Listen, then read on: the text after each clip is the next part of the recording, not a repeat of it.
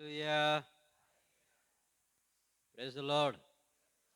ફરી એકવાર પ્રભુનો આભાર માનીએ.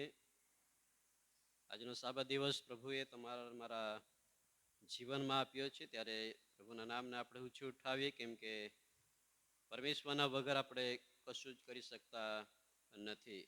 આ સવારે ફરી એકવાર આપ સર્વને, નાના મોટા સર્વને પ્રભુની અંદર હું આવકાર કરું છું અને આપ સર્વને ઈસુ ખ્રિસ્તના નામમાં પ્રેમી સલામ પણ પાઠવું છું. Praise the lord. એક વચન આપણે જોઈએ ને આગળ આપણે વધીશું. એફેસીને પત્રો એનો 3 અધ્યાય. એફેસીને પત્રો 3 અધ્યાય એક વચન આપણે વાંચી, બહુ જાણીતું વચન છે. 3 અધ્યાય અને એનો 20 વચન. એફેસીને પત્રો 3 અધ્યાય અને 20 વચન એ પ્રમાણે લખ્યું છે, હવે જે આપણામાં કાર્ય કરનાર સામર્થ્ય પ્રમાણે આપણે માગીએ કે કલ્પીએ તે કરતાં આપણે સારું પુષ્કળ કરી શકે છે. પ્રભુના વાંચેલા વચનને આશીર્વાદિત કરે. બોલો આમેન. હાલેલુયા. તમારા અને અમારા જીવનની અંદર બાઇબલ આપણને એમ કહે છે કે તમારા વિચારો એ મારા નથી અને મારા વિચારો એ તમારા નથી. તમે અને હું આપણે માણસો તરીકે વિચારીએ છીએ, માણસો તરીકે આપણે આપણા મનની અંદર ઘણી બધી કલ્પનાઓ કરીએ છીએ, પણ પરમેશ્વર એના કરતાં કંઈ પરે છે. અને એટલા માટે દેવનું વચન અહીં આપણને જે પ્રમાણે કહે છે, પાછલા ભાગની અંદર બીજા વાક્યની અંદર એમ લખ્યું છે કે આપણે માગીએ કે કલ્પીએ તે કરતાં આપણે સારું પુષ્કળ કરી શકે છે. હાલેલુયા. તમારા મારા જીવન અંદર, અને ફક્ત આપણા જ નહીં, પણ આજે આખા જગતની અંદર હર એક વ્યક્તિના જીવનની અંદર, હર એક પરિવારની અંદર નાના મોટા પ્રશ્નો આવેલા છે. આપણે કદી પણ એમ નહીં કહી શકતા કે આપણા જીવનમાં કંઈક પ્રશ્નો નથી. દુનિયાની ચાહે સૌથી ધનાઢ્ય વ્યક્તિ કેમ ના હોય, સૌથી મોટી વ્યક્તિ કેમ ના હોય, પણ દરેકના જીવનની અંદર કંઈ ને કંઈ એવા પ્રશ્નોથી માણસ ઘેરાયેલો છે. અને ઘણા બધા પ્રશ્નો તો એવા પણ છે કે જે પ્રશ્ન એમને પછી આશા છોડી દેવામાં આવે છે કે હવે આ પ્રશ્નોનું સમાધાન મને મળવાનું નથી. ઘણી બધી એવી તકલીફો છે, ઘણી બધી એવી બીમારીઓ છે કે જે માણસના જીવનને ઘેરી રાખીને પછી એમની જે આશા છે એ આશા એમને છૂટી જાય છે. એમનો વિશ્વાસ, એમનો ભરોસો જે છે એ તૂટી જાય છે. અને જે આશા અપેક્ષા તેમના જીવન અંદર હોય કે નહીં, એક સમય હશે કે મને એમાંથી છુટકારો મળશે, એક એવો સમય હશે કે જે સમય અંદર મને એમાંથી કહે છે કે બહાર કાઢવામાં આવશે. પણ જેમ જેમ સમય વીતતો જાય એમની આશા, એમનો ભરોસો ઘણી બધી વખત તૂટી જાય છે.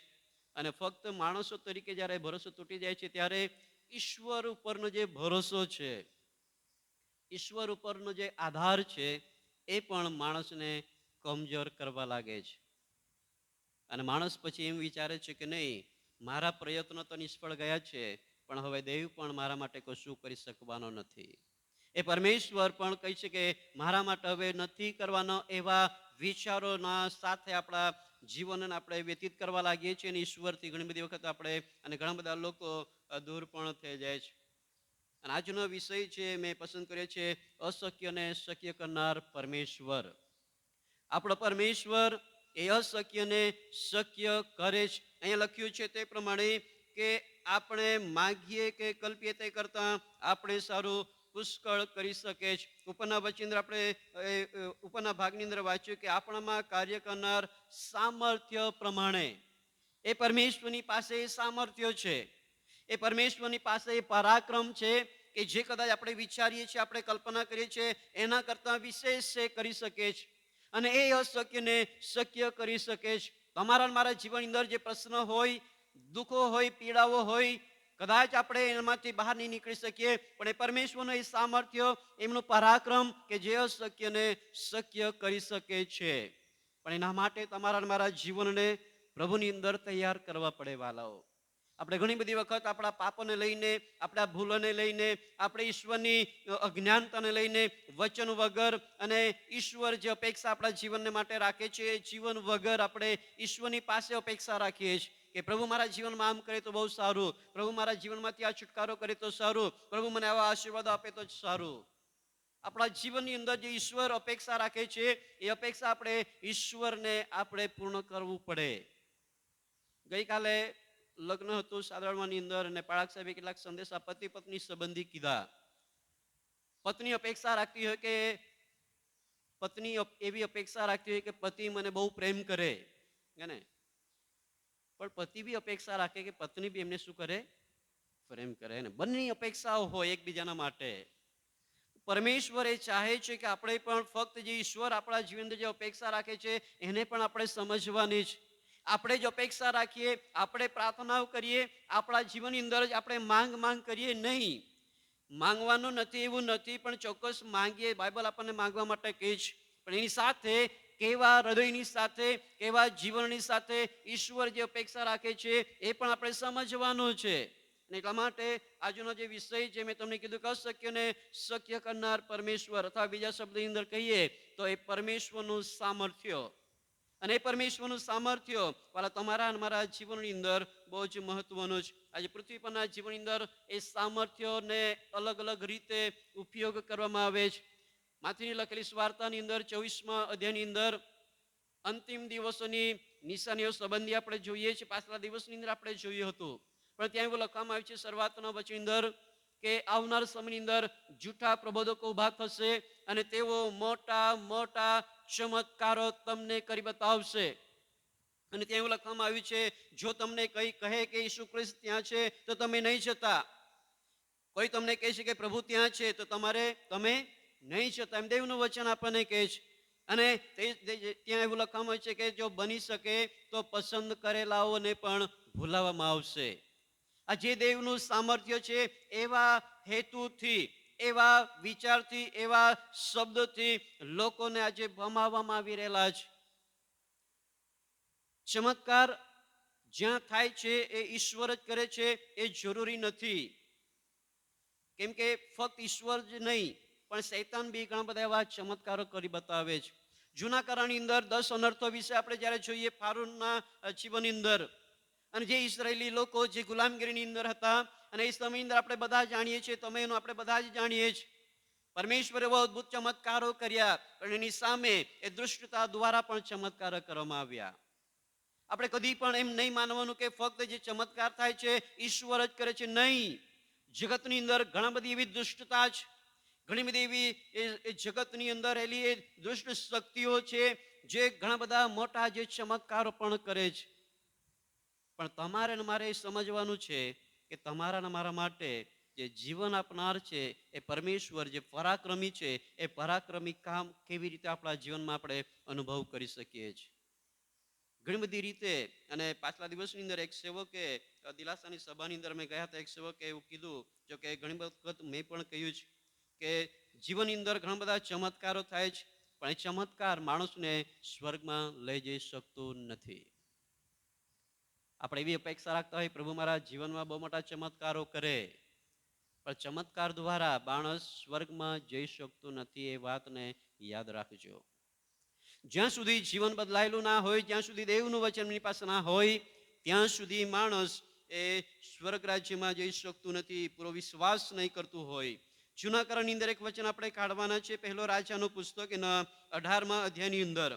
પહેલો રાજા એનો 18મા અધ્યાયની અંદર ઇઝબેલ રાણી એને જેના સંબંધી આપણને જોવા મળે છે, અને એના સંબંધિત એવું લખવામાં આવ્યું છે કે તો ઘણા બધા એવા પ્રબોધકોને તે મારી નાખનાર વ્યક્તિ હતી, એ દુષ્ટતા કરનાર વ્યક્તિ હતી. અને એ સમયની અંદર એલિયાનો સમય હતો, અને એ સમયની અંદર આપણે કેટલીક બાબતો એમાંથી જે પરાક્રમની જે ઈશ્વરના જે સામર્થ્ય છે, જે અશક્યને શક્ય કરનાર જે ઈશ્વર છે, એની કેટલીક બાબતો આપણે જોવાના છીએ. 16 વચનથી આગળ આપણે વાંચીએ ત્યાં એવું લખ્યું છે, પહેલો રાજા 18મો અધ્યાય અને 16 વચનથી એમ લખ્યું છે, આથી ઓબાદ્યા જઈને આહાબને મળ્યો ને એને ખબર આપીને આહાબ એલિયાને મળવા ગયો. અને આહાબ એલિયાને જોયો ત્યારે એમ થયું કે આહાબે તેને કહ્યું કે હે ઇઝરાયલને દુઃખ દેનાર, એ શું તું છે?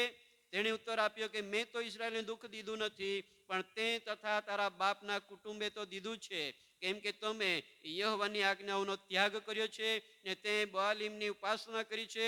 તો હવે માણસ મોકલીને સર્વ ઇસ્રાયેલને તથા બવાલના 450 પ્રબોધકોને તથા ઇઝબેલની મેજ પર જમનારા અસેરા દેવીના 400 પ્રબોધકોને કાર્મેલ પર્વત પર મારી પાસે એકઠા કર. જ્યારે આ જે વચન છે એ એલિયાએ તેમને કીધું, ત્યાર પછી 20મા વચનથી આગળ જ્યારે આપણે વાંચીએ તો એ દરેક લોકોને ત્યાં એકઠા કરવામાં આવ્યા છે. અને આગળ જ્યારે આપણે વાંચીએ તો ત્યાં એવું લખ્યું છે 20મા વચનની અંદર કે આહાબે સર્વ ઇસ્રાયેલ પુત્ર પાસે માણસો મોકલીને પ્રબોધકોને કાર્મેલ પર્વત પર ભેગા કર્યા. અને એલિયાએ સર્વ લોકની નજીક આવીને કહ્યું કે તમે ક્યાં સુધી બે મતની વચ્ચે ઢચું પચું રહેશો? જો યહોવા દેવ હોય તો તેને અનુસરો, પણ જો બવાલ દેવ હોય તો તેને અનુસરો. આજે તમારા મારા જીવન પણ કંઈક અંશે એવા પરિસ્થિતિની અંદર છે. એક તરફ આપણે પ્રભુ પર વિશ્વાસ કરીએ છીએ, એક તરફ આપણે પ્રભુને વિનંતીઓ કરીએ છીએ, એક તરફ આપણે પ્રભુના લોકો છીએ, એ પ્રમાણે લોકોની આગળ આપણે પ્રગટ થઈએ છીએ, અને બીજી તરફ આપણા જીવનો એ દુષ્ટતાથી ભરાયેલા હોય છે. બીજી તરફ લોકોના નજરની અંદર આપણું જીવન એ ખરાબ હોય. બીજી તરફ આપણું જે જીવન છે એ દેવ પર ભરોસો કરતા માણસો પર આપણે ભરોસો રાખવા લાગીએ છીએ. એવા જગતના ઘણા બધા એવા દુષ્ટતા અથવા જે ચમત્કારો કરનાર એવા ભગત અથવા ભુવા જેઓને આપણે કહીએ છીએ, એવા લોકોના પર લોકો આજે આધાર રાખી રહેલા છે. દાઉદ ભક્ત ગીતશાસ્ત્રની અંદર આપણને એમ કહે છે કે માણસ પર ભરોસો રાખવા કરતા યહોવા પર ભરોસો રાખવો સારો છે. Hallelujah, hallelujah. અને અહીં જ્યારે આપણે જોઈ શકીએ છીએ કે આ એલિયાએ એ પ્રમાણે કીધું કે તમે જો ત્યાં લખવામાં આવ્યું છે, જે આપણે વચન વાંચ્યું કે જો યહોવા દેવ હોય તો તેને અનુસરો, અને જો બવાલ હોય તો તેને અનુસરો, એમ તેમણે કીધું છે. તમારા મારા જીવન અંદર પણ એ આપણે સમજવાનું છે કે એ પરમેશ્વર કે જે અશક્ય ને શક્ય કરનાર પરમેશ્વર છે. આપણો પરમેશ્વર એ જીવંત છે, એ પરાક્રમી છે, એ સર્વ સામર્થ્ય છે. અને જો આપણે એના પર સંપૂર્ણ ભરોસો રાખીશું તો હું વિશ્વાસ કરું છું કે તમે અને હું અદ્ભુત કાર્યોને આપણે જોઈ શકીશું. Hallelujah, hallelujah, praise the lord. જો તમે અને હું પૂર્ણ દેવ પર વિશ્વાસ અને ભરોસો રાખીશું તો જ ઈશ્વરના અદ્ભુત કાર્યોને આપણે વાલાઓ જોઈ શકીએ છીએ. આગળ જ્યારે એલિયાએ કીધું કે તમે 2 ગોધા લાવો, અને તેમણે કીધું કે 2 એક ગોધા, એક મારા માટે, એક કહે છે કે બોલામના બાલ જે તેમના જે પ્રબોધકો છે તેઓના માટે. અને તેમણે કીધું કે 2 વેદી બનાવવામાં આવે, અને એક વેદીની ઉપર કહે છે કે હું કહે છે કે એક ગોધો ચડાવીશ, એને કાપીને ટુકડા કરીને એના પર મૂકીશ, અને એક બીજી વેદી છે એના પર કહે છે કે આ લોકો બીજા જે છે એઓના માટે કહેવામાં આવ્યું છે. અને એમ કરીને તેમણે આગળ વચન જ્યારે આપણે વાંચીએ તો ત્યાં આ જે બાલના જે લોકો છે, જે પ્રબોધકો છે જેને કહેવામાં આવેલા છે, તેઓને એમણે એમ કીધું કે તમારે તમારા દેવને વિનંતી કરીને એ વેદીને તમારે સળગાવવાની છે. અને પછી હું પણ એમ કરીશ, એલિયા પ્રમાણે ત્યાં કહે છે. અને જ્યારે આપણે આગળ વાંચીએ, જો કે તમે આખો અધ્યાય વાંચો તો બહુ તમને સારી રીતે સમજણ પડશે. 25મા વચનથી આગળ એમ લખવામાં આવ્યું છે, એલિયાએ બઆલના પ્રબોધકોને કહ્યું, તમે તમારે સર્વ એક ગોધો પસંદ કરીને તેને પહેલો તૈયાર કરો, કેમ કે તમે ઘણા છો, અને તમારા દેવને નામે વિનંતી કરો, પણ તળે કંઈ પણ અગ્નિ મૂકતા નહીં. અને જે ગોધો તમને આપવામાં આવ્યો તે લઈને તેઓએ તે તૈયાર કર્યો, અને બઆલને નામે સવારથી તો છેક બપોર સુધી વિનંતી કરી કે હે બવાલ, અમને ઉત્તર આપ. પણ કંઈ વાણી થઈ નહીં, અને ઉત્તર આપનાર કોઈ ન હતો. અને જે વેદી બાંધવામાં આવી હતી તેની આસપાસ તેઓએ કુદાકૂદ કરી મૂકી. બપોરે એમ થયું કે એલિયાએ તેઓની મસ્કરી કરીને કહ્યું કે મોટેથી પોકારો, કેમ કે તે દેવ છે. તે તો વિચારમાં ગૂંથાયેલો હશે, કે એકાંતમાં હશે, કે મુસાફરીમાં હશે, કે કદાચ તો ઊંઘતો હશે, માટે તેને જગાડવો જોઈએ. એલિયા તેઓની મસ્કરી કરતા એમ કહે છે કે તેમને તમે વધારે વિનંતી કરો. કદાચ તો ઊંઘતો હશે, કદાચ તે મુસાફરી કરવા માટે ગયો હશે. કોના માટે કહે છે? તેઓના દેવને માટે. પણ ત્યાં કહે છે કે તેમને માટે કશું જ થયું નહીં. આગળ લખવામાં આવ્યું છે, તેઓએ મોટેથી પોકાર કર્યો અને પોતાની રીત પ્રમાણે પોતાની તલવારથી તથા ભાલાથી એટલે સુધી ઘાયલ કર્યા કે તેમના પર લોહીની ધારાઓ વહેવા લાગી. અને બપોર થઈ ગયા પછી એમ થયું કે સાંજનું અર્પણ ચડાવવાની વેળા સુધી તેઓએ પ્રબોધ કર્યો, પણ કંઈ વાણી થઈ નહીં. તેમજ ઉત્તર આપનાર કે ગણકારનાર કોઈ ન હતું. હું તમને જે કહેવા માંગુ છું, આ બોઆલના પ્રબોધકો કે જેઓ પ્રબોધ પણ કરી રહેલા છે, એમના દેવની વિનંતી પણ કરી રહેલા છે, પોતાને ઘાયલ પણ કરી રહેલા છે, પણ તેમ છતાં તેમને કોઈ જવાબ મળી રહ્યો નથી. પણ જ્યારે આપણે નીચેના વચનની અંદર જ્યારે આપણે વાંચીએ, એ એલિયાએ કીધું અને જે પ્રમાણે તેમના જ્યારે વારો હોય ત્યારે તેમના વિશે એવું લખવામાં આવ્યું છે.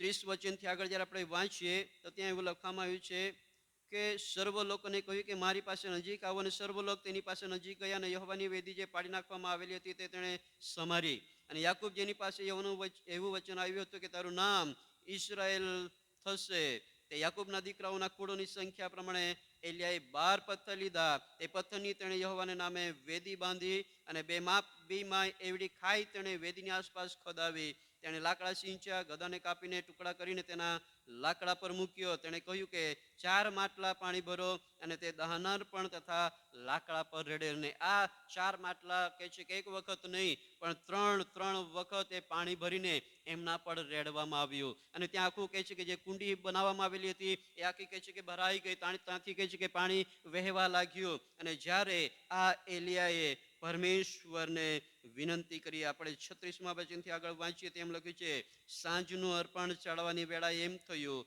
કે એલિયા પ્રબોધક વેદીની પાસે આવ્યો અને બોલ્યો કે હે ઇબ્રાહિમ, ઇસાક તથા ઇઝરાયલના દેવ યહોવા, તું જ ઇઝરાયલમાં દેવ છે ને હું તારો સેવક છું, ને મેં તારા કહેવાથી આ સગળું કર્યું છે, એમ આજે જણાવવા દે. હે યહોવા, મારું સાંભળ કે આ લોકો જાણે કે હે યહોવા તું દેવ છે, અને તે તેઓના હૃદય પાછા ફેરવ્યા છે. ત્યારે યહોવાના અગ્નિએ પડીને દહન અર્પણ, લાકડા, પથ્થર તથા ધૂળ બાળીને ભસ્મ કર્યા, અને ખાઈમાં જે પાણી હતું તે પણ તેણે શું કર્યું? શોષી લીધું. વાલા, હું તમને જે કહેવા માંગુ છું કે પરમેશ્વરનું પરાક્રમ છે, એ પરમેશ્વરનું સામર્થ્ય છે. એ ઈશ્વર કે જે તમારા મારા માટે અશક્યને શક્ય કરી શકે છે અને કરે પણ છે. આજ સવારે હું તમને કહેવા માંગુ છું, આપણા જીવનની અંદર ઘણી બધી એવી પરિસ્થિતિઓ હશે જે સમયની અંદર કદાચ આપણે આશા છોડી દીધી હોય, જે સમયની અંદર આપણા જીવન અંદર એવી કપરી પરિસ્થિતિઓ હોય, પણ આપણો પરમેશ્વર એ અશક્યને શક્ય કરનાર પરમેશ્વર છે. ઘણી બધી જગ્યાની અંદર મેં કીધું છે કે જે લોકો પ્રભુની અંદર છે, જે લોકો પ્રભુનો સ્વીકાર કરેલો છે, ઓલરેડી તેઓને તારણ મળી ચૂકેલું છે. કદી પણ ચમત્કારની આશા રાખવી જોઈએ નહીં, કેમ કે એમના જીવન અંદર એક મોટો ચમત્કાર એ થયેલો છે કે તેમને તારણ મળેલું છે. અને તારણ મળ્યા પછી એમને કદી પણ મોતની બીક રહેતી નથી, એમને કદી પણ એવી ખરાબ પરિસ્થિતિની બીક રહેતી નથી. અને એટલા માટે આપણા જીવનની અંદર એવું પણ નથી કે આપણે ચોક્કસ ઈશ્વર આપણા જીવનમાં ઘણું બધું કરે છે, પણ એ ઈશ્વર પર સંપૂર્ણ ભરોસો વાળા આપણે રાખવાનો જ.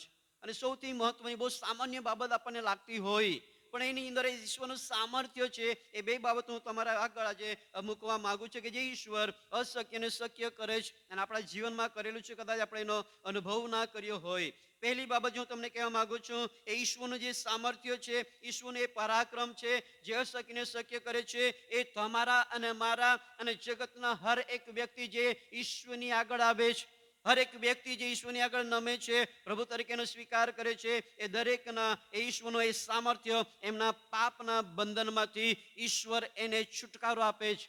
એ પાપનું બંધન, અને એ પાપનું જે બંધન છે એ તમારા મારા વિચારો દ્વારા, તમારી મારી શક્તિ દ્વારા, આપણા જ્ઞાન દ્વારા, આપણી બુદ્ધિ દ્વારા એ પાપથી આપણે છુટકારો પામી શકતા નથી. તમે પ્રયત્ન કરી જોજો તમારા જીવનની અંદર. એ ઈશ્વરનું સામર્થ્ય છે કે જે તમને અને મને એ પાપના બંધનમાંથી, એ હરેક પ્રકારના એવા દુષ્ટતાના બંધનમાંથી એ દેવનું એ સામર્થ્ય તમને અને મને છુટકારો કરી શકે છે. બહુ સામાન્ય આપણને એ બાબત લાગતી હોય, પણ આજ દિન સુધી શું આપણે એ અનુભવ કરીએ છીએ કે મને મારા જીવનમાં તારણ મળેલું છે, મારા જીવનની અંદર જે બંધન હતું એ બંધન તૂટી ગયેલું છે. આજે પણ ઘણા બધા લોકો જેઓ દેવના લોકો તરીકે ઓળખાય છે, આજે પણ બંધનમાં બંધાયેલા છે. અને હું એમ કહી શકું છું, કદાચ બની શકે તો ઘણા લોકો કદાચ અહીંયા પણ બેઠા હશે, જેઓના જીવનમાં આજે પણ બંધન છે. આજે પણ ઘણી બધી એવી બાબતોથી એ શૈતાન કે જે એવું ઈચ્છા રાખે છે કે એ બંધનો તેમને એ નર્ક સુધી પહોંચાડી શકે, અને બંધનની અંદર લોકોના જે બાંધી રાખેલા છે, ઘણા બધા અલગ અલગ પ્રકારના એ દુષ્ટતાના જે બંધનો છે, ખોટી આદતોના બંધનો છે, વ્યસનોના બંધનો છે, વ્યભિચારોના બંધનો છે, એકબીજાને પાડી નાખવાના બંધનો છે, ઘણી બધી એવી દુષ્ટતા જેને આપણે વિચારી શકતા નથી, જેના વિશે આપણે માની શકતા નથી, એવી બાબતો માણસને બંધનમાં રાખે છે.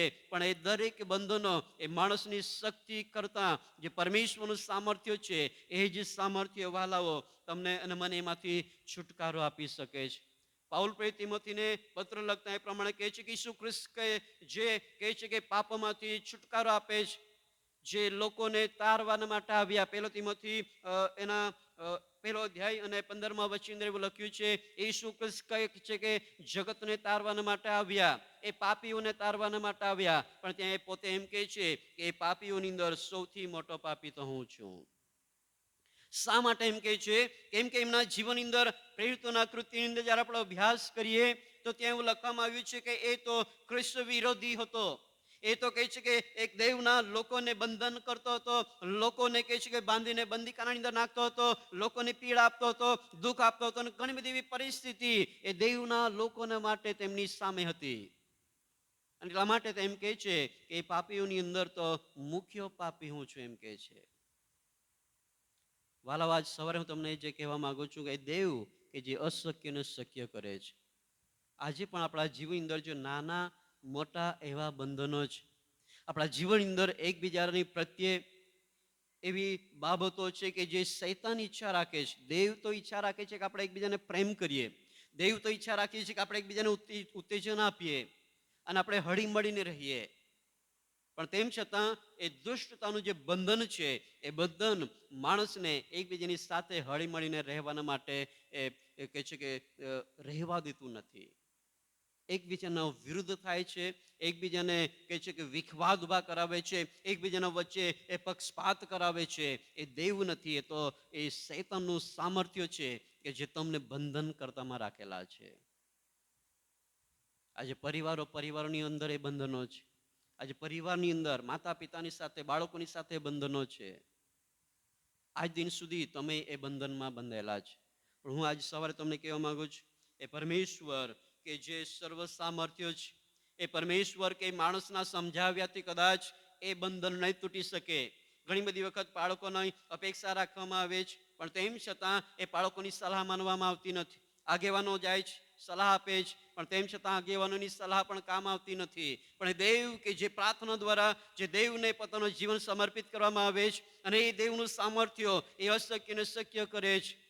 માણસને તો એટલા માટે બોલાવવામાં આવે છે કે નહીં, અમે તો માણસને બોલાવીએ છીએ, માણસો અમને સલાહ આપે છે નહીં, કેમ કે એમનું જીવન જ દુષ્ટતાથી ભરાયેલું છે. પણ જ્યાં સુધી એ પરમેશ્વરની આગળ નહીં આવે, જ્યાં સુધી એ પરમેશ્વરની વિનંતી નહીં કરે, જ્યાં સુધી દેવના વચને નહીં લાવે, ત્યાં સુધી એમના જીવનમાંથી એ બંધન તૂટતા નથી. એ ઈશ્વર જ છે કે જે વાલાઓ એ બંધનમાંથી છુટકારો આપે છે. યશાયા પ્રબોધકના પુસ્તકની અંદર પાપ સંબંધી એવું લખવામાં આવેલું છે કે નાના હોય કે મોટા હોય, અને યશાયા પ્રબોધકનું પુસ્તક એના પહેલા અધ્યાયની અંદર જ્યારે આપણે વાંચીએ તો ત્યાં એવું લખવામાં આવેલું છે. યશાયા પ્રબોધકનું પુસ્તક એનો પહેલો અધ્યાય 18મા વચનથી આગળ જ્યારે આપણે વાંચીએ તો ત્યાં એવું લખ્યું છે કે યહોવા કહે છે, આવો આપણે વિવાદ કરીએ, તમારા પાપ જો કે લાલ વસ્ત્રના જેવા હોય તો પણ તેઓ હિમ સરખા શ્વેત થશે. જો કિરમજના જેવા રાતા હોય તો પણ તેઓ કહે છે કે ઊન સરખા થશે. અને જો તમે રાજી થઈને મારું માનશો તો દેશની ઉત્તમ પેદાશ ખાશો. Hallelujah, hallelujah.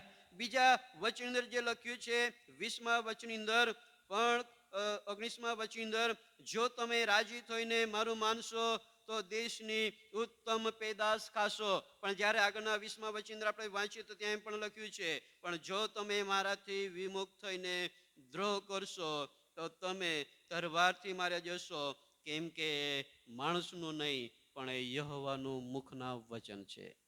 Hallelujah, hallelujah. આપણે ઘણી બધી વખત માણસો તરીકે જે વિચારીએ છીએ, હું તમને જે કહેવા માંગુ છું કે આપણા જીવનની અંદર એવી કેટલીક મુશ્કેલી, કેટલીક તકલીફો આપણા પોતાના જીવનને લઈને આવે છે.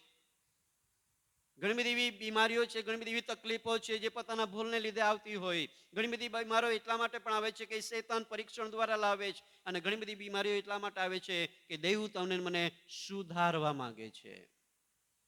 પણ દરેકની અંદર એક બાબત બહુ ચોક્કસ છે કે દેવનું જ્યારે આપણે માનીશું, દેવને આધીન થઈશું, દેવની અંદર આપણા જીવનને તૈયાર કરીશું, તો જ આપણે એમાંથી છુટકારો પામી શકીએ છીએ વાલાઓ.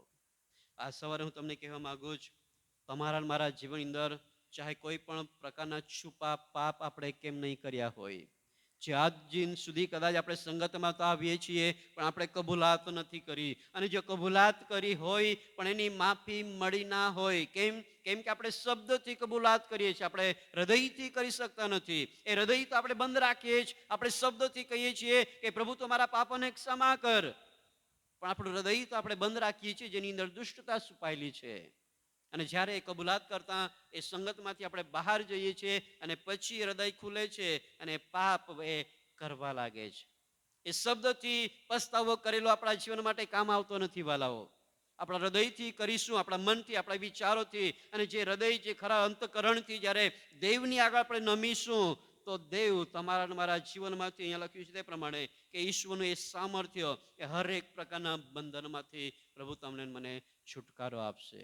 Hallelujah, hallelujah. અને આજે હું વિશ્વાસ કરું છું એ સામર્થ્ય વાળા તમારા મારા જીવનને એ છુટકારો આપી શકે છે કે જે તમારા મારા જીવનની અંદર જરૂરી છે. યહાનના પહેલો યહાનના પુસ્તકની અંદર જ્યારે વચન વાંચીએ તો ઈસુ કૃષ્ણનું જે રક્ત છે એ સગળા પાપને શુદ્ધ કરે છે, એમ દેવનું વચન આપણને કહે છે. પહેલો યહાન એનો પહેલો અધ્યાય અને 7 વચનથી આગળ જ્યારે આપણે વાંચીએ તો ત્યાં આપણને જોવા મળે છે. પહેલો યહાન પહેલો અધ્યાય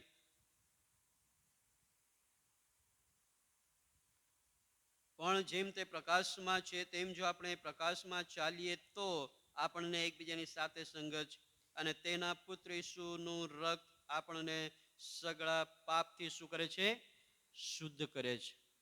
ઈસુનું રક્ત આપણને સગળા પાપથી શુદ્ધ કરે છે. એ દેવનું રક્ત જે છે કે જે તમારા મારા જીવનની અંદર એ પાપમાંથી આપણને છુટકારો આપે છે.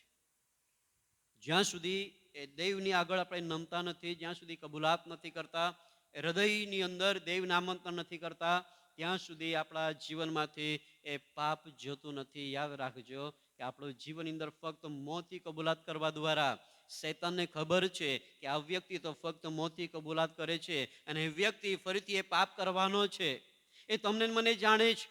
એટલા માટે મેં પ્રથમ તમને કીધું કે એ શૈતાન કે જે શરૂઆતની અંદર એ સ્વર્ગની અંદર કે છે કે આગેવાની કરતો હતો, લીડરશિપ કરતો હતો, અને એ દૂતો સંબંધી આપણે જૂના કરારની અંદર આપણે જાણીએ છીએ કે એ દૂતો માણસોનું રૂપ લઈ શકતા હતા, એ દૂતો સગળી બાબતોને જાણી શકતા હતા, એ મનના વિચારોને પારખી શકતા હતા. અને એ શૈતાન આજે માણસના જીવનની અંદર અદ્ભુત કાર્ય કરીને ઈશ્વરથી દૂર કરી રહેલા છે. આજે આપણને ઘણી બધી વખત એમ લાગે છે કે પ્રભુ અલગ અલગ જગ્યાઓની અંદર જ ચમત્કાર કરે છે. શું આપણા જીવનમાં કદી આપણે અનુભવ નથી કર્યો? શું આપણા મંડળીની અંદર આપણે અનુભવ નથી કર્યો? શું આપણે આપણા જીવનની અંદર એ અનુભવ નથી કર્યો કે એ ઈશ્વર કે જે સામર્થ્યવાન છે, એ જે અશક્યને શક્ય કરે છે? અને ઈશ્વર આજે તમારા મારા જીવનમાં પણ વાલો એ કામ કરે છે, પણ આપણું વિચાર એ સીમિત બની ગયેલા છે. આપણા મનના વિચારો એ ત્યાં સુધી જ વિચારે છે કે નહીં, આ તો ફલાણા મંડળીમાં જઈએ તો ચમત્કાર થાય, ફલાણા સેવકની પાસે જઈએ તો ચમત્કાર થાય. નહીં, પરમેશ્વરે તમારા મારા જીવનની અંદર પણ એ અશક્યને શક્ય કરવાની બાબતો એ પરમેશ્વરના સામર્થ્ય દ્વારા એ થઈ શકે છે, પણ આપણા વિચારો, આપણા જીવનો એ પ્રમાણેના બંધાઈ ગયેલા હોય છે. પાછલા દિવસોની અંદર એક આગેવાન સંબંધી મેં સાંભળ્યું, અને એ આગેવાને એમને એમ કીધું, કદાચ મેં કીધું હોય મને નથી યાદ, પણ એમણે એમ કીધું કે પાળક સાહેબ, અમે આજે ઘણે દૂર અમે ચર્ચની અંદર ગયેલા એટલા માટે કે અમારા પરિવારને માટે પ્રાર્થનાની જરૂર હતી. એ આગેવાન કરનાર વ્યક્તિ એ મંડળીની અંદર આગેવાની કરે છે, એ મંડળીની અંદર કહે છે કે દરવણી આપે છે, અને એ જ વ્યક્તિ એમ કહે છે કે અમે ફલાણી મંડળીની અંદર ગયા હતા અને ત્યાં અમે પ્રાર્થના માટે ગયા હતા. લોકોનો જે ભરોસો છે એ ભરોસો આજે માણસો પર કરી રહેલા છે. અને એટલા માટે મેં તમને પ્રથમ કીધું કે માણસો પર ભરોસો કરવા કરતા યહોવા પર ભરોસો કરવો સારો છે. કિસ્સાસૂર 146 અંદર તમે જોજો, એ વચન ત્યાં લખવામાં આવ્યું છે, કેમ કે માણસોની પાસે તારણ નથી. બીજા વાક્યની અંદર એમ લખ્યું છે, એ માણસ તમને મને એ કહે છે કે તારણ આપી શકતા નથી. એ એ માણસ તમને અને મને ઉદ્ધાર આપી શકતા નથી. એ તો ઈસુ ખ્રિસ્ત છે, જેમના રક્ત દ્વારા તમારા અને મારા પાપોમાંથી આપણને છુટકારો આપવામાં આવે છે. અને એ ઈસુ ખ્રિસ્તના દ્વારા તમને અને મને વાલાઓ એ જીવન મળે છે. એટલા માટે પહેલી બાબત હું તમને કહેવા માંગુ છું કે આપણા જીવનની અંદર એ ઈશ્વરનું સામર્થ્ય છે, જે તમારા અને મારા જીવનની અંદર, આપણા પરિવારોની અંદર એ હરેક પ્રકારના એ પાપના બંધનને એ છુટકારો આપી શકે છે. ઈશ્વર છે જે અશક્યને શક્ય કરી શકે છે. જે પ્રમાણે આપણે એલિયાએ પરમેશ્વરની વિનંતી કરી, સાદરાક, મેસાક અને અબેદનગો સંબંધી આપણે બધા જ જાણીએ છીએ. ઘણી બધી વખત એના વિશે આપણે સાંભળ્યું પણ છે. પણ એ ઈશ્વરનું જે સામર્થ્ય છે, જ્યારે આપણે એ દાનિયેલના પુસ્તકની અંદર વાંચીએ તો ત્યાં આપણે એ બાબતો સંબંધી જોઈ શકીએ છીએ. એ સાદરાક, મેસાક અને અબેદનગોને બળતી અગ્નિની ભઠ્ઠીની અંદર નાખી દેવામાં આવ્યા. અને એ પણ કહે છે કે 7 ગણી તપાવીને એ 7 ગણી અગ્નિની અંદર એઓને નાખી દેવામાં આવ્યા. પણ તેમ છતાં એ અગ્નિ તેઓને બાળી શકી નહીં. જો આપણે વાંચીએ તો ત્યાં એવું લખ્યું છે કે કેમ નહીં બાળી શકી, હે ને? દાનિયેલના પુસ્તકની અંદર આપણે જ્યારે વાંચીએ તો ત્યાં આપણને જોવા મળે છે. દાનિયેલનું પુસ્તક 3 અધ્યાયની અંદર જ્યારે આપણે વાંચીએ તો ત્યાં આપણે એ બાબતને જોઈ શકીએ છીએ.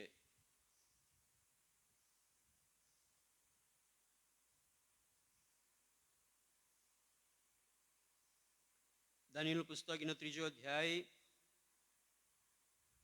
અને જો આપણે એની અંદર વાંચીએ તો ત્યાં એવું લખવામાં આવ્યું છે કે 7 ગણી ભઠ્ઠી ગરમ કરવામાં આવી અને પછી સાદરાક, મેસાક અને અબેદનગોને એ ભઠ્ઠીની અંદર નાખી દેવામાં આવ્યા. 21મા વચનથી એમ લખ્યું છે, એટલે તેઓએ તે માણસોને તેમની ઈજારો, પાઘડીઓ, જામા તથા બીજા વસ્ત્રો સહિત બાંધીને તેને બળતા અગ્નિની ભઠ્ઠીમાં નાખ્યા. રાજાની આજ્ઞા તાકીદની હતી. તે ભઠ્ઠી અતિશય ગરમ હતી, તેથી જે પુરુષો સાદરાક, મેસાક તથા અબેદનગોને ઉંચકી લાવ્યા હતા તેઓ અગ્નિના ભડકાથી બળી મુવા.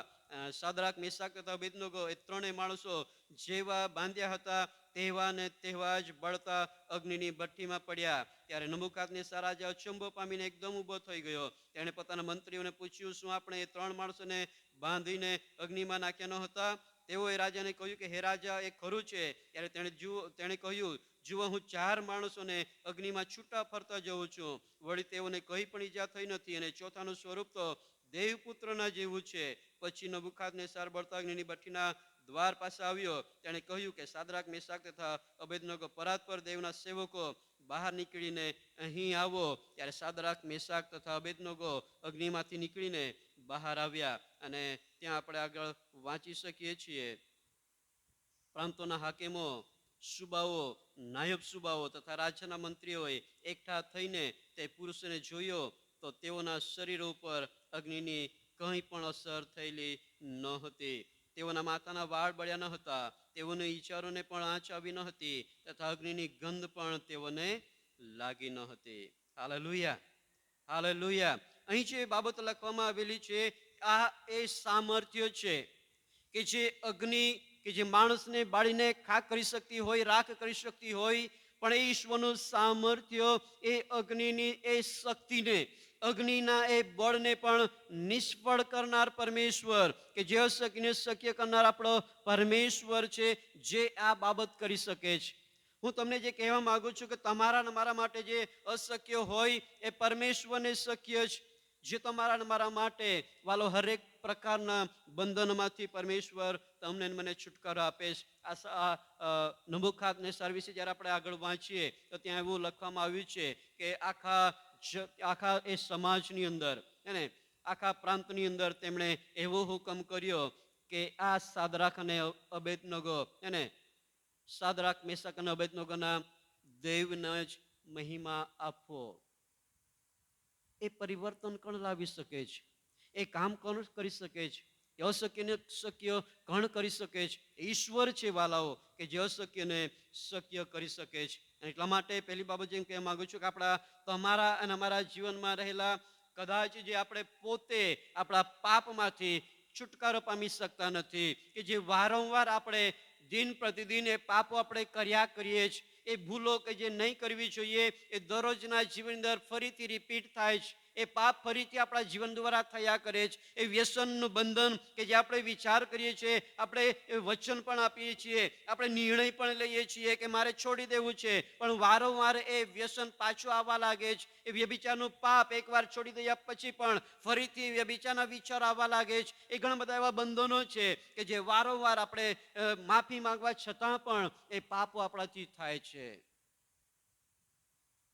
કેમ કે આપણે હૃદયથી એ નિર્ણય નથી કરતા, હૃદયથી માફી નથી માંગતા. પણ આ સવારે હું તમને કહેવા માંગુ છું કે ઈશ્વર જે અશક્યને શક્ય કરી શકે છે, શું એ પાપના બંધનને શું તોડી નહીં શકે? એ અગ્નિની ભઠ્ઠીની અંદર પડેલા સાદરાક અને મેસાક અને અબેદનગોને જો એ બચાવી શકતો હોય, એના એક બાલ પણ બળ્યો ના હોય એવો ઈશ્વર કે શું તમને અને મને આપણા પાપમાંથી શું આપણને એ છુટકારો નહીં આપી શકે?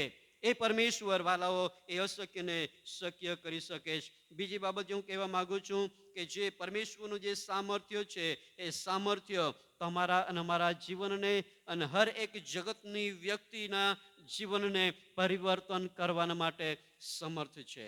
હાલેલુયા. મેં પહેલા કીધું તે પ્રમાણે કદાચ આપણે માણસો તરીકે આપણે નિષ્ફળ જઈએ છીએ, માણસો તરીકે આપણે નાસીપાસ થઈ જઈએ છીએ, પણ એ પરમેશ્વરનું એ સામર્થ્ય માણસના જીવનને પરિવર્તન કરી શકે છે. ઘણા બધા મારી પાસે 6 પોઈન્ટ મેં લીધા છે, પણ હું ફક્ત આજે 2 જ કહીશ. ને પાછો સમય મળશે તો આપણે જોઈશું. પણ બીજી બાબત જે કહેવા માંગુ છું કે દેવનું સામર્થ્ય જીવનને પરિવર્તન કરે છે.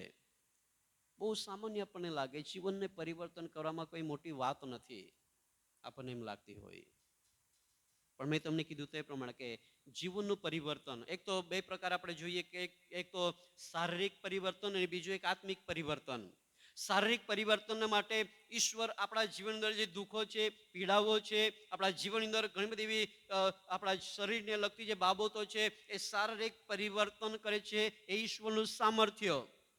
જ્યાં ડોક્ટરો નિષ્ફળ ગયેલા હોય, જ્યાં વૈદ્યો નિષ્ફળ ગયેલા હોય, ત્યાં દેવ સફળ થાય છે. Hallelujah, hallelujah. એ પરમેશ્વર છે કે જે અશક્યને શક્ય કરે છે. અને એટલા માટે પાછલા દિવસની અંદર મેં તમને કદાચ કોઈકની સાથે વાત કરી, તેને એક વ્યક્તિ વિશે મેં સાંભળ્યું, ને એ વ્યક્તિ એ પ્રભુની અંદર ના હતા ને એ બીમાર હતા ને ઘણા બધા એવા દવાઓ કરી, ઘણી બધી હોસ્પિટલની અંદર તે ગયા, પણ તેમ છતાં એમણે સારું નહીં થયું. અંતે તે ઘણા બધા ભગત ભવાની પાસે ગયા, એમણે દોરા બંધાવ્યા, ઘણી બધી વચનો લીધા, પણ તેમ છતાં એમની બીમારી સારી નહીં થઈ. અને અંતે જે વ્યક્તિઓ એમનો ઈલાજ કરતા હતા, જે ભગત ભુવાઓ તેમના માટે જે ઈલાજ કરતા હતા, તેમના માટે એ બીમારીમાંથી છુટકારો પામવા માટે જે કંઈ કરતા હતા, એ જ લોકોએ એ વ્યક્તિને એવી સલાહ આપી, હવે તમારે ચર્ચમાં જવું પડશે. હાલેલુયા. એ હર એક વ્યક્તિ એવા લોકો છે કે જેમને ખબર છે કે આપણા પરમેશ્વરનું સામર્થ્ય એ પરાક્રમી છે. એ સામર્થ્ય અશક્યને શક્ય કરે છે. એ સામર્થ્ય હર એક બીમારીઓમાંથી છુટકારો આપે છે, હર એક બંધનોમાંથી છુટકારો આપે છે. એ સામર્થ્ય માણસને તારણ આપે છે. અને જે બીજી બાબત કહેવા માંગુ છું કે એ સામર્થ્ય માણસના જીવનને પરિવર્તન કરે છે. જૂના કરારની અંદર ઘણા બધા એવા બાબતો આપણે જોઈ શકીએ છીએ. એ શરીરના દુઃખો જે હોય, એ શરીરના દુઃખો એ ઈશ્વર તમને મને એ સુખની અંદર ફેરવી શકે છે. માણસના ઘણા બધા એવા આંખમાંથી નીકળતા જે આંસુઓ છે, જે દુઃખને લઈને આવતા હોય, જે પીડાને લઈને આવતા હોય, એ કપરી પરિસ્થિતિને લઈને આવતા હોય, પણ ઈશ્વર જે સામર્થ્ય છે એ રુદનને પણ હાસ્યોની અંદર ફેરવી શકે છે. એ આપણો પરમેશ્વર, એ અશક્યને શક્ય કરનાર વાલાઓ પરમેશ્વર છે. ઘણા બધા એવી બાબતો આપણે જોઈ શકીએ છીએ. ઈસુ ખ્રિસ્ત જ્યારે પૃથ્વી પર આવ્યા એ સમયની અંદર પણ જન્મથી લંગડા વ્યક્તિ કે જેમની પાસે કદાચ નિરાશાઓ હશે, જેમની પાસે કદાચ કોઈક આશા તેમને છોડી દીધી હશે, પણ એ પરમેશ્વરના સામર્થ્યના મારફતે એ ચાલતો થયો અને કે તેમનો જીવનની અંદર એક આનંદ તેમને પ્રાપ્ત કરી શક્યા. 38 વર્ષના એ બીમાર વ્યક્તિ જેમને આશા છોડી દીધી હતી, જ્યારે તેમને પૂછવામાં આવ્યું ત્યારે એમણે કીધું કે એ જે સમયની અંદર એ દેવનો દૂત એ પાણીને હલાવતો હતો, એ સમયની અંદર જ્યારે હું જાઉં છું ત્યારે મારા કરતાં પહેલા બીજું કોઈ વ્યક્તિ ત્યાં જઈને એ સાજા થઈ જાય છે. એમને આશા છોડી દીધી હતી, પણ ઈસુ ખ્રિસ્તના મારફતે, એ સામર્થ્યના મારફતે એ 38 વર્ષના બીમાર વ્યક્તિ એ સાજો થઈ ગયો. 12 વર્ષની લહેવાવાળી સ્ત્રીને આપણે જાણીએ છીએ. એમણે બધી જ પૂંજી કહે છે કે એની પાછળ એમને ખર્ચી નાખી, ત્યાં લખવામાં આવ્યું છે. એમણે બધી જ મહેનત કરી હતી, પણ કહે છે કે એ 12 વર્ષની લહેવાવાળી સ્ત્રીએ કહે છે કે સાજાપણું નહીં પ્રાપ્ત થયું. અને એક વિચાર કરીએ, 12 વર્ષથી જેમનું રક્ત વહેતું હોય, એમની શારીરિક વ્યવસ્થા, એ શારીરિક એમની કેવી પરિસ્થિતિ હશે. દરરોજના જીવનની અંદર એ 12 વર્ષ સુધી જો એમનું રક્ત વહેતું હોય, એમનું શરીર કેવું હશે. પણ તેમ છતાં એમણે ઈશ્વર પર વિશ્વાસ કર્યો, અને એ વિશ્વાસ પણ એવો કે ફક્ત લુગડા ન અડકવા દ્વારા એ સાજી થશે. એ પરાક્રમ, એ સામર્થ્ય વાલા દેવની પાસે છે કે જે તમારા અને અમારા આપણા શારીરિક જીવનને પણ પરિવર્તન કરે છે. નામાનના કોડ સંબંધી આપણે જ્યારે રાજાના પુસ્તકની અંદર વાંચીએ તો ત્યાં એવું લખવામાં આવ્યું છે કે જ્યારે તે જોકે નહીં માન્યો, તેમ છતાં જ્યારે એમના ચાકર એમને કીધું કે જો તમને કંઈક આજ્ઞા કરવામાં આવતી તો એ આજ્ઞા તો તું કરતે, તો તમને જે કહેવામાં આવ્યું છે તે કરવામાં શું વાંધો છે. ત્યારે નામાન એ ત્યાં જઈને ડૂબકી મારી અને એમનું શરીર કેવું થઈ ગયું, નાના બાળક જેવું. શરીરની જે પરિસ્થિતિઓ છે એ પરમેશ્વર વાલાઓ તમારા અને મારા જીવનને બદલી શકે છે. અને બીજી બાબત જે આત્મિક પરિસ્થિતિ છે, એ પણ એ જ ઈશ્વરના સામર્થ્ય દ્વારા વાલાઓ આપણે જોઈ શકીએ છીએ કે પરમેશ્વર એના સામર્થ્ય દ્વારા એ પરિવર્તન કરી શકે છે. આત્મિક જીવન, માણસ ગમે એટલા ભૂંડાઈથી ભરેલું હોય, ગમે એટલા પાપની અંદર પડેલું હોય, કદાચ ઈશ્વરને જાણતો પણ ના હોય, તેમ છતાં એમના આત્મિક જીવનને બદલી નાખનાર એ તો પરમેશ્વર છે. હાલેલુયા. મેં તમને કીધું તે પ્રમાણે કે ફક્ત રવિવાર આવવા દ્વારા, આરાધના કરવા દ્વારા, પ્રાર્થના કરવા દ્વારા જ આપણું કદાચ બદલાણ ના પણ થઈ શકે. કેમ કે ઘણા બધા લોકોને મેં જોયા છે, જેઓ પાપ કરે છે તે પણ આરાધના કરે છે, જેઓ પાપ કરે છે તેઓ પણ સેવા કરે છે. તો જીવનનું પરિવર્તન શું કહેવાય? પણ જ્યાં સુધી એ પરમેશ્વરના સામર્થ્યને, એ પરમેશ્વરના પરાક્રમને પોતાના જીવનમાં કામ કરવા નહીં દે, ત્યાં સુધી એમના આત્મિક જીવનની પરિસ્થિતિ બદલાઈ શકતી નથી. આજે હું તમને કહેવા માંગુ છું કે તમારા મારા જીવનની અંદર જો આત્મિક પરિસ્થિતિ વર્ષોથી એની એ જ હોય, આજે પણ કંઈ જ બદલાણ ના હોય, રવિવારે જવાનું અને આવવાનું, બસ એ પરિસ્થિતિ તો વર્ષોથી ચાલતી આવી રહેલી છે, પણ જીવનનું કંઈ પરિવર્તન થયેલું ના હોય, તો દૈવને આપણા જીવનને આપણે સોંપવાના છે વાલાઓ. આપણા જીવનને એવા પરિવર્તન કરવાના છે કે જે પરિવર્તન એ દેવ જોવા માંગે છે. એ મંડળીની અંદર એ અદ્ભુત કામ કે લોકો જોઈ અને લોકો કહી શકે કે નહીં, આ મંડળીની અંદર દેવનું કામ આજે થઈ રહેલું છે. આજે તમારા મારા વિચારો સીમિત બની જવાના કારણે તમારું મારું જીવન પણ સંગતોની અંદર પણ આપણે સીમિત થઈ ગયેલા છે. આપણે પ્રાર્થનાઓની અંદર સીમિત થઈ ગયેલા છે. આપણું જીવન એ દેવના આરાધનાની અંદર આપણે સીમિત થઈ ગયેલા છે. આપણે બસ એટલું જ કરવાનું, આનાથી વધારે નહીં કરવાનું, એ સમયને આપણે બાંધી દીધો છે વાલાઓ. અને જેના કારણે આત્મિક પરિસ્થિતિ જે બદલાવી જોઈએ એ બદલાઈ શકતી નથી. આપણું જીવન એ ત્યાંનું ત્યાં જ રહે છે. અને મેં કીધું તે પ્રમાણે મંડળી આત્મિક રીતે જે ઉન્નતિ પામવી જોઈએ, આપણે પ્રાર્થનાઓ તો કરીએ છીએ કે મંડળી આત્મિક રીતે વૃદ્ધિ પામવી જોઈએ. તે વૃદ્ધિનો મતલબ શું કહેવાય? આપણે શું માનીએ છીએ કે આત્મિક વૃદ્ધિ આપણે કોને કહીએ છીએ? જે પ્રમાણે શારીરિક વૃદ્ધિ થાય છે એને સમજીને આપણે એક વિચાર તો કરી શકીએ કે આત્મિક વૃદ્ધિ પણ કહે છે કંઈક અંશે એવી હોઈ શકે. શારીરિક વૃદ્ધિ જ્યારે બાળક હોય 5 વર્ષનું અને જે 10 વર્ષનું હોય, તો એની અંદર બહુ તફાવત આપણને જોવા મળે છે. 10 વર્ષનું બાળક અને 20 વર્ષનો જુવાનની અંદર ઘણો બધો તફાવત આપણને જોવા મળે છે. એમના આખા શરીરની જે રચના છે એ દરેક પરિસ્થિતિ બદલાયેલી આપણને જોવા મળે છે, જેને આપણે પરિવર્તન કહીએ છીએ, જેને આપણે ઉન્નતિ કહીએ છીએ.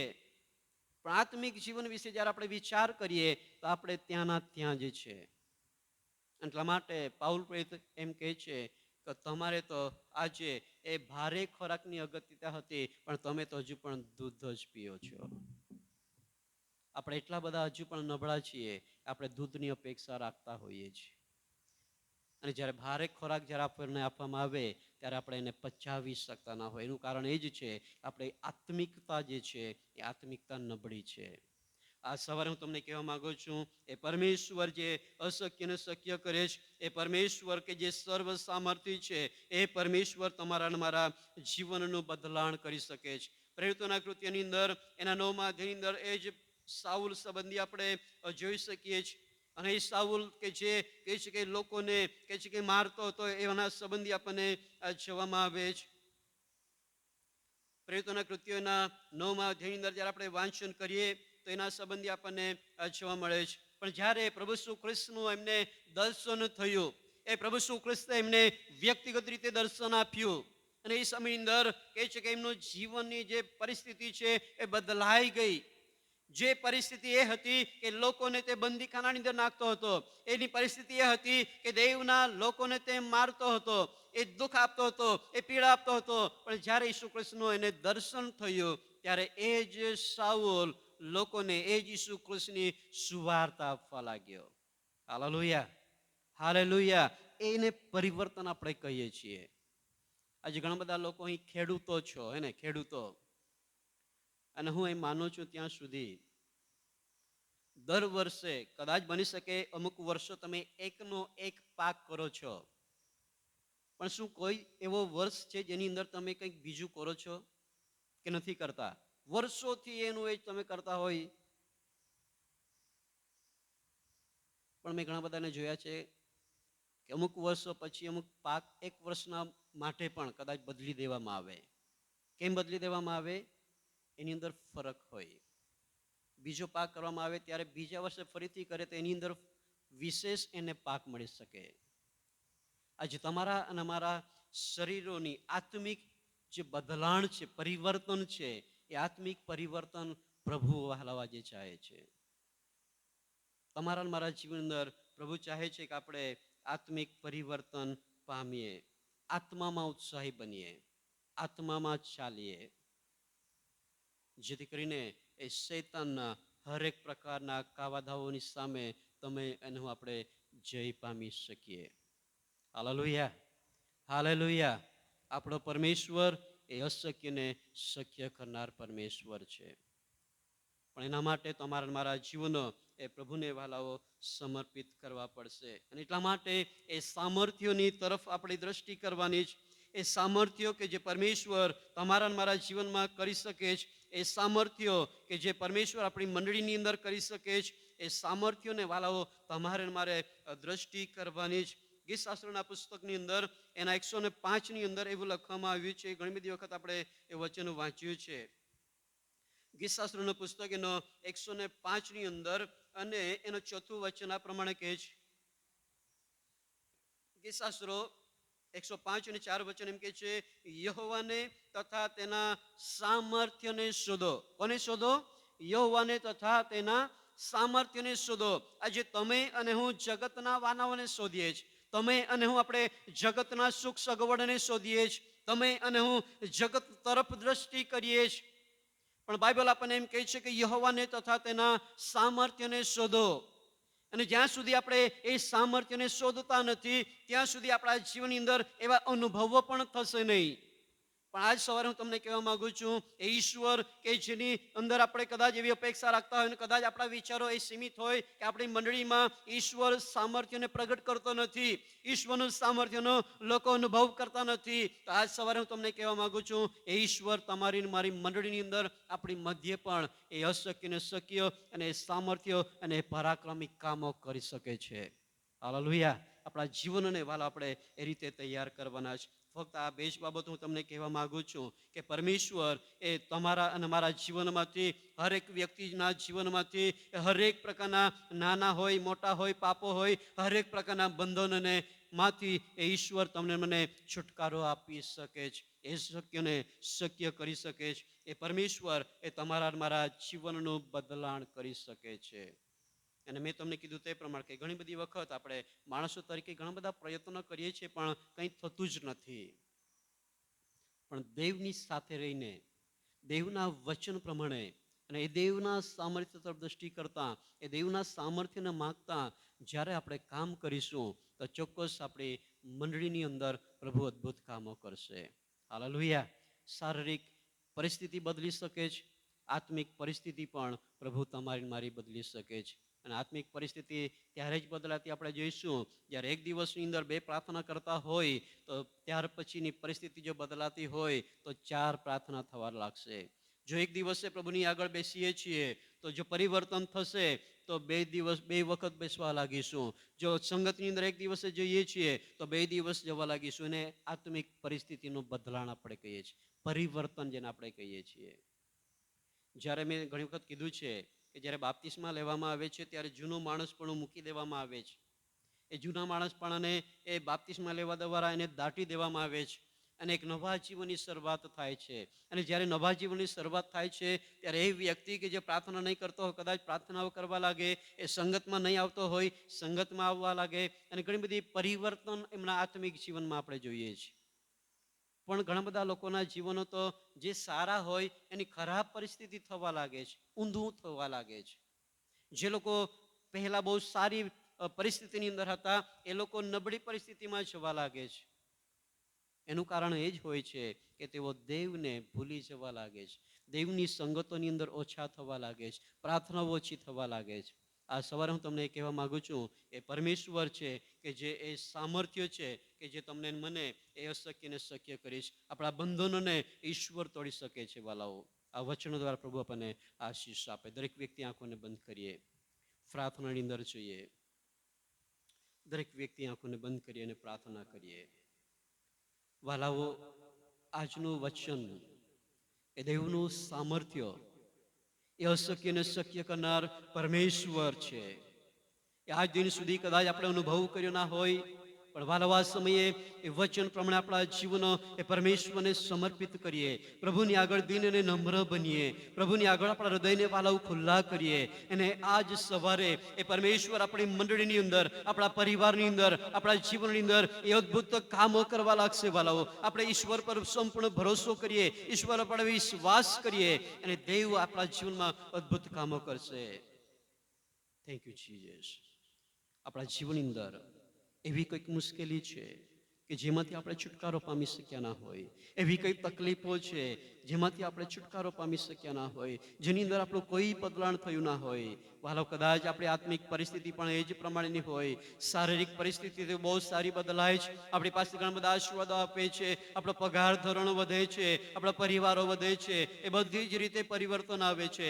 પણ આત્મિક પરિસ્થિતિ કદાચ ત્યાં ને ત્યાં હોય. પણ દેવ ચાહે છે આપણી આત્મિક પરિસ્થિતિ પણ બદલાય. અને આત્મિક પરિસ્થિતિને માટે તો આપણે પોતાની બુદ્ધિ, પોતાની ડિગ્રી, પોતાની શક્તિ કામ આવતી નથી. પણ એ દેવનું સામર્થ્ય છે કે જે આપણે આત્મિક પરિસ્થિતિને બદલી નાખે છે. એ તમારા મારા જીવનની અંદર એ પ્રાર્થનાઓ વધવા લાગે છે, આપણી સંગતો વધવા લાગે છે, આપણી સેવાઓ વધવા લાગે છે અને આપણા જીવન દ્વારા ઈશ્વરનો અદ્ભુત મહિમા થવા લાગે છે. અને એ આત્મિક પરિસ્થિતિ એ ફક્ત અને ફક્ત પરમેશ્વર બદલી શકે છે. સ્વર્ગીય પિતા, તમારો આભાર માનીએ છીએ. પ્રભુ, અમે તમારી સ્તુતિ કરીએ છીએ. પ્રભુ, તમારા નામને અમે ઉઠાવીએ છીએ. આ પિતા પરમેશ્વર, જ્યાં અમારા માણસો તરીકેના વિચારો પૂરા થાય છે ત્યાં પ્રભુ તમે અમારા માટે અદ્ભુત વિચારો મૂકો છો. પિતા પરમેશ્વર, જ્યાં અમે માણસો તરીકે નિષ્ફળ જઈએ છીએ ત્યાં પ્રભુ તમારું સામર્થ્ય એ અદ્ભુત રીતે એ કાર્યને સફળ કરે છે. પિતા પરમેશ્વર, જે અશક્ય અમને લાગે છે ત્યાં પ્રભુ તમે શક્ય કરો છો. આ પિતા પરમેશ્વર, તમે એવા જીવંત અને પરાક્રમી છો. એવા જ સવારે મારી પ્રાર્થના છે અહીં બેઠેલા એક એકના જીવનની અંદર ઓ પિતા પરમેશ્વર, કંઈક એવું બંધન હોય આ સમય પિતા તેમના હૃદયની અંદર તમે અદ્ભુત કામ કરો. એ તમારું સામર્થ્ય તેમના જીવનમાં તમે વહેતું કરો. એમના હરેક પ્રકારના બંધનોને પ્રભુ ઈસુના નામ આ સમય પ્રભુ તમે તોડી નાખો. પિતા પરમેશ્વર, ઘણા બધા લોકો જે બીમારીમાંથી પસાર થતા હોય પિતા, હું પ્રાર્થના કરું છું એ તમારું સામર્થ્ય, એ તમારું પરાક્રમ કે જે અશક્યને શક્ય કરે છે. કદાચ અમે આશા છોડી દીધી હોય, કદાચ અમે નિષ્ફળ ગયા હોય, પિતા હું પ્રાર્થના કરું છું એવા એક એક વ્યક્તિને એ સામર્થ્યનો અનુભવ પ્રભુ તમે આ સમય કરો. એક એકના જીવનની અંદર તમે કાર્ય કરો. અને પિતા પરમેશ્વર, એ સામર્થ્યનો અનુભવ કરતા પિતા તમારા તેઓ દ્રઢ અને મજબૂત બને એવી મારી પ્રાર્થના અને વિનંતી છે. પિતા પરમેશ્વર, અમે સગળા તમારા પવિત્ર અને બળવાન હાથમાં સોંપાઈએ છીએ. આજના વચનો દ્વારા તમે મારી સાથે વાર્તાલાપ કરી માટે તમારો આભાર માનીએ છીએ. તમે દોરો તથા ચલાવો. આ પ્રાર્થના ઉદ્ધાર કરતા ઈસુ પ્રભુના પવિત્ર નામમાં માગીએ છીએ. દરેક જણ બોલીએ આમેન. Hallelujah, hallelujah. સારું, ફરી એકવાર પ્રભુનો આભાર માનીએ.